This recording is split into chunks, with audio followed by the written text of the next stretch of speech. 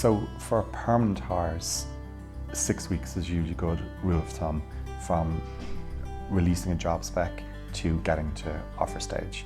And the key that I would always say to clients is to book the interviews in at the beginning of the process. So where most clients make mistakes is that they go out to the market, they're talking to agencies, they're talking directly to candidates, then they do is, maybe a long search process. They start interviewing and they book their interviews depending on the availability of managers. They don't look far enough into the future to see around the corner for bank holidays, public holidays, when managers are away. And then invariably the process is too long. So we've all had examples where we're working with a candidate through a recruitment process for one firm and they drop off during the process because they're getting job offers, particularly in a high demand skill set. So my advice would be to put the time in the beginning, plan your process, plan your dates, know what managers are going to be sitting in or peers sitting in those interviews, and have thought through what questions you're going to ask, who's going to ask them, and make sure you're available.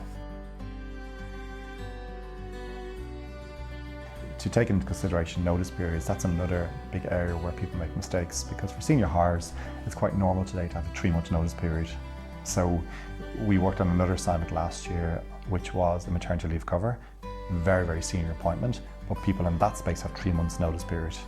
So that means you need to really, really work back to the start date of the candidate, assume a long notice period and start hiring. So most jobs are actually more urgent than the client themselves realise.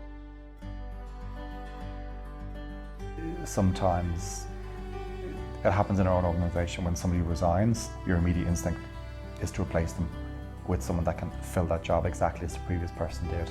But actually sometimes that can be the wrong thing to do, because maybe now the organisation has moved beyond that point where it's time to make that role wider or senior, split it up into 2 people. Maybe there's an internal person that could be promoted into it. You don't always have to replace someone if they leave. You could maybe change an up-and-coming employee's role to give them an opportunity to grow.